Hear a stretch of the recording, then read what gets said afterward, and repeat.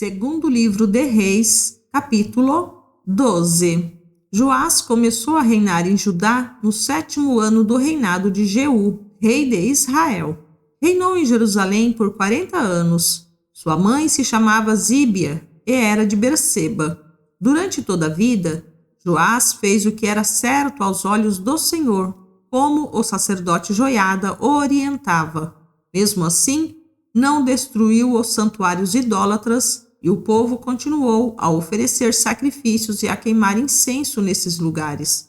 Certo dia, o rei Joás disse aos sacerdotes: juntem toda a prata trazida como oferta sagrada ao templo do Senhor, tanto o imposto do censo e os pagamentos de votos, como as ofertas voluntárias.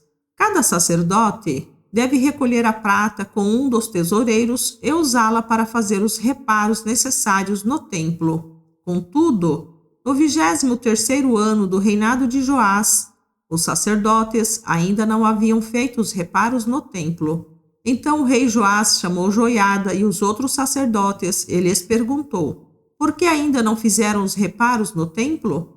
Não receberam mais a prata dos tesoureiros, exceto a que for usada para reparar o templo? Os sacerdotes concordaram em não aceitar mais a prata do povo e em deixar que os outros assumissem a responsabilidade de fazer os reparos no templo. O sacerdote Joiada fez uma abertura na tampa de uma caixa grande e a colocou do lado direito do altar, na entrada do templo do Senhor. Os sacerdotes que guardavam a entrada colocavam na caixa todas as contribuições do povo. Sempre que a caixa ficava cheia, o secretário da corte e o sumo sacerdote pesavam a prata trazida ao templo do Senhor e a colocavam em sacolas.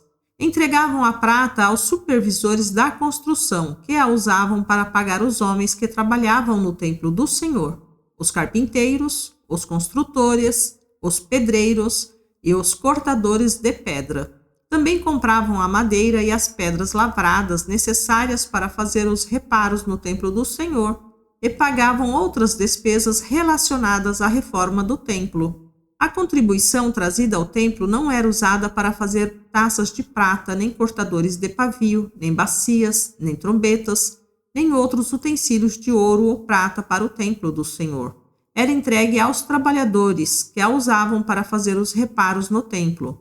Não se pedia que os supervisores da construção prestassem contas desse valor, pois eram homens de confiança.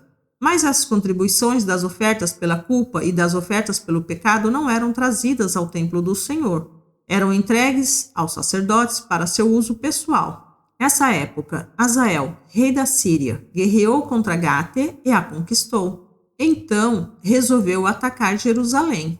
O rei Joás recolheu todos os objetos sagrados que Josafá, Jeorão e Acasias, os reis anteriores de Judá, tinham consagrado e os que ele mesmo consagrava. Enviou-os a Hazael, junto com todo o ouro que havia na tesouraria do templo do Senhor e no palácio real. Com isso, Hazael suspendeu o ataque a Jerusalém. Os demais acontecimentos do reinado de Joás e tudo o que ele fez estão registrados no livro da história dos reis de Judá. Os oficiais de Joás conspiraram contra ele e o assassinaram em Bet-Milo, na entrada para Sila. Os oficiais que o assassinaram foram Josacar, filho de Simeate, e Jeozabade, filho de Somer.